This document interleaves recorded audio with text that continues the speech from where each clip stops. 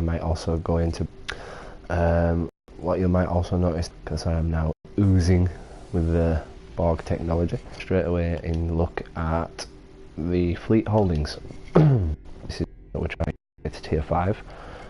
We can, after we get to tier 5, all that beautiful stuff that we cannot wait for, we need to get by contributing to these projects that we have here. Requires engineering and operations duty officers, and this requires just some traders.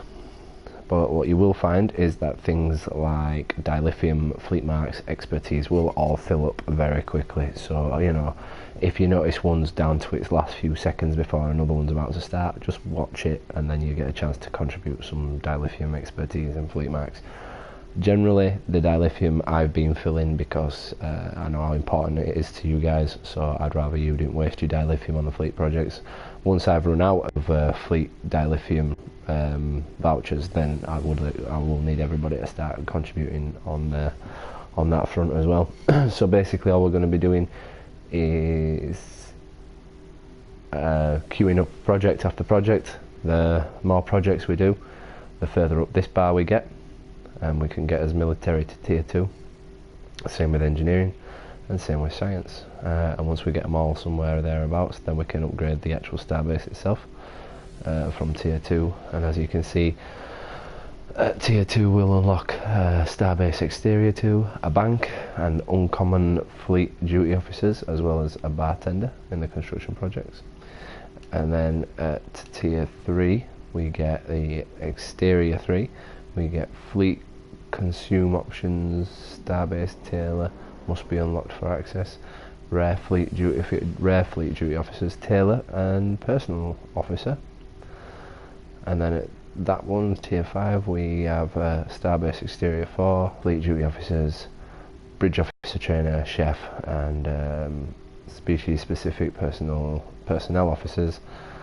And then leading to tier 5 we'll get the tier 5 exterior and the counsellor duty officer and the duty officer contact. Now the military, if we get that up in the tiers quickly, then we'll be able to buy our fleet ships, and you can see here you get some at tier 3. We can unlock all those ships to buy. At tier 4 we get all those ships to buy, and at tier 5 all these. So what we want to do is try to make sure that none of these projects are left idle for any amount of time. We make sure that either there's a timer ticking down on them or we've got them filled, and that's pretty much it. So if you press L1, you've got your provisions. That's showing you what we're actually getting out of some of these projects. Now nobody can buy from the fleet provisions store yet, and that's something that will remain that way until we have enough provisions in those boxes there to cover absolutely everybody. So pretty much when we get to tier 3 on the military, that's when I'm going to release the permissions for people to start buying fleet ships. So yeah, we need to get to tier 3 before you'll be able to buy anything decent anyway. And then obviously we've got a leaderboard, and this is where we can check who's contributing and who's not. Now be warned guys, if your name does not appear on any of these lists, and I mean from Starbase all the way to Dilithium and all of these, if your name does not appear on any of them, then you will be kicked from the fleet in approximately a week and a half time. So please try to get on and contribute as much as you can. So that's fleet holdings. Some of the other new content that was given to us was the research and development, which I will do a video on this eventually when I've understood it a bit more myself, because right now it's all a bit gibberish to me. The Admiralty system is pretty straightforward as far as I can tell. You basically set a load of missions going and you claim whether they were a success or a failure. Assignment log in progress. Here we go. Oh, I could collect all my rewards from all these missions so far. Oh, and I think I've just unlocked a ship. That's cool.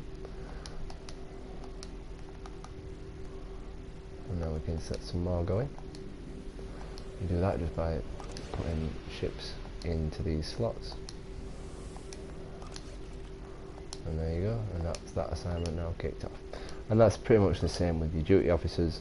You know, I just basically go to find assignments, and it'll tell you how many assignments or open slots you've got, and then you just look for one that's that lets you press square on it, basically, where it's a begin assignment, which is that one. So there you go, and that begins. So what I like to do is set a load of them going every day, and then when you come back and switch your game on, you're guaranteed of a huge payout on all sorts of goodies.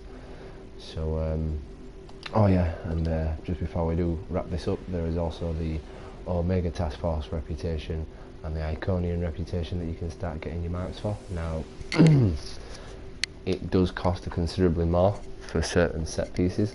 So for instance, the assimilated deflector dish that I'm trying to build now will cost you that much. So you got like 900 Omega marks, and the 3 neural processors, 32,500 dilithium and 40,000 energy credits. It's a lot more than any of the other sets, and that's probably because it's a higher value stuff.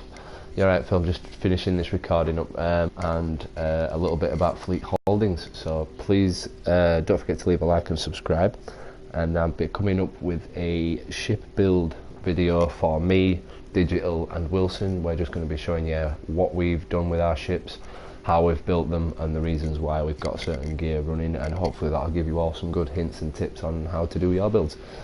So don't forget to check out the website on www.the81stfleet.co.uk and get your ass on the forum. Thank you very much.